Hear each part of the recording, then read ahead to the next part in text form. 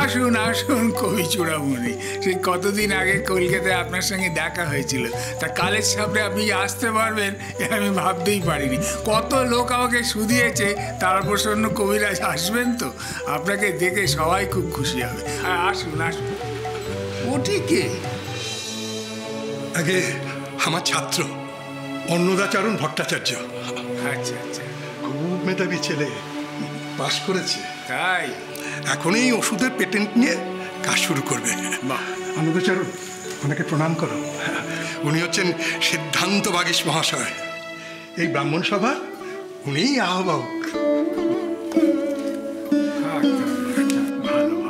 এই তরুণ প্রজন্মকে যে আমাদের এখানে নিয়ে এসেছেন এর জন্য অসংখ্য ধন্যবাদ। ওরা জানুক আমাদের এই ব্রাহ্মণ সভার কত বিশাল ক্ষমতা, সেটা জানুক। স্বয়ং মহারাজা শশীশেখরকে পর্যন্ত এখানে আসতে। ঠিক আছে বাবা, যাও ভেতরে, যাও ভেতরে। সিদ্ধান্ত বাগীশ মহাশয়, আমার একটা কথা ছিল। কথা? কি কথা? আগে এ অন্য ছাত্রদের মতো ঠিক নয়, ওর প্রাণে বড় ভক্তি। বলেন কি? আজকে ছেলে ছোকরাদের মধ্যে তো ভক্তির দেখাই পাওয়া যায় না। যাক ভালো, যাক ভালো।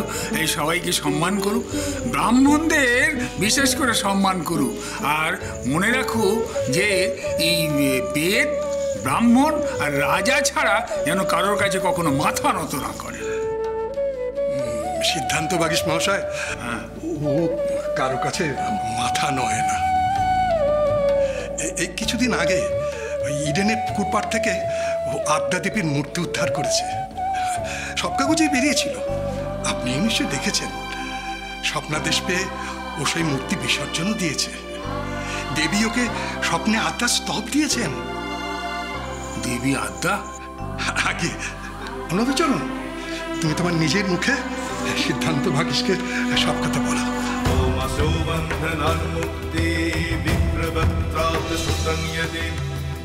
वत्सा जीववत्सा षण्मशं श्रवणं यदि नौकायां संकटे युद्धे पठन्नाजयमप्नुयात् लिखित्वा स्थापयत् गेहे नाग्निचौरभयं क्वचि।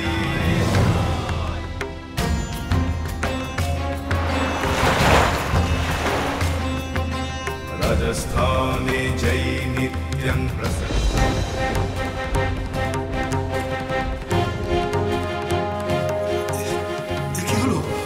সিদ্ধান্ত বাগীশ মহাশয়, অন্নদা এইসব কথা আজকে ব্রাহ্মণ সভায় বলতে চায়। সবাই ওর কথা শুনুক। এমন অলৌকিক ভক্তিপূর্ণ কথা যদি ব্রাহ্মণ সমাজ শোনেন, আর সঙ্গে শশীশেখর মহারাজ, তবে ওর মন্দির প্রতিষ্ঠার কাজ খুব সহজ হয়ে যাবে। শুনুন কবি চূড়ামণি, আপনি ভেতরে গিয়ে সবার কাজে যোগদান করুন। আর অন্নদাচরণ, তোমার আপাতত ভেতরে যাওয়ার কোনো দরকার নেই, তুমি এখানেই বসো। আমি ভেতরে যাচ্ছি, যখন মনে করব তোমাকে আমি ডেকে পাঠাবো, তখন তুমি সবার মাঝে সবার কাছে তোমার যা যা বক্তব্য আছে তুমি বলবে। চলো ভেতরে চলো। ও ভিতরে যাবে না? না, আপনি ভেতরে চলুন, আমি আপনাকে বসিয়ে দিয়ে আসছি। অন্নদাচরণ, তুমি এখানেই বসে অপেক্ষা করো। আসুন, তুমি এখানেই চেয়ারে বসে অপেক্ষা করো।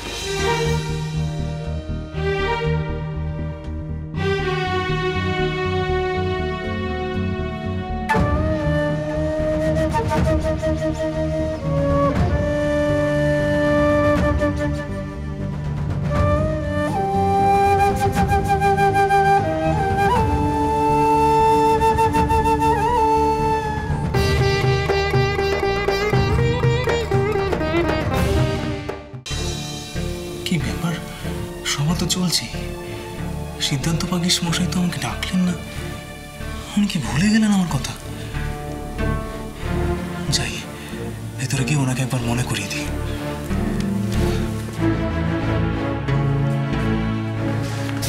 এ কি, কোথায় যাচ্ছ? আগে আপনার সন্ধানই ভেতরে যাচ্ছিলাম। তোমাকে বারণ করলাম না এখন ভেতরে যাবে না? সময় হলে আমি তোমাকে ডেকে নেব। না মানে ভেতরের কথা যতটুকু শুনতে পাচ্ছি তাতে মনে হলো সভা তো প্রায় শেষের দিকে। কখন আমি আমার বক্তব্য সবাইকে শোনাবো? সবাই তো বাড়ি চলে যাবেন।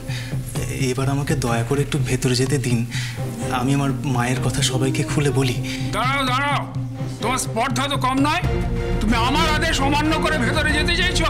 হ্যাঁ, তুমি জানো না এই সবার আহ্বায়ক আমি? ছি ছি, আপনার আদেশ আমি অগ্রাহ্য করছি না। সময় তো প্রায় শেষের দিকে, তাই একটিবার যদি ভেতরে। কোনো প্রয়োজন নেই। আমি টুলো পণ্ডিত নই, আমি যুক্তিবাদী নৈয়ায়িক ব্রাহ্মণ। তোমার এই স্বপ্ন ভেলকি ভোজবাজির গল্প শুনে আমি মোহিত হই না। কি বলছেন আপনি? ঠিক বলেছি, চুপ করে থাকো। আমি ভেতরে গিয়ে তোমার কথা পরিষদের অনেকের সঙ্গে বিবেচনা করে দেখেছি। এসব ব্রাহ্মণ সভায় আলোচনার বিষয় হতে পারে না। তোমাকে কথা বলতে দিলে সবার মান পড়ে যাবে। আদিশক্তি আদ্যাপি সোম থেকে শনি সন্ধ্যে 7টায় আকাশ 8-এ।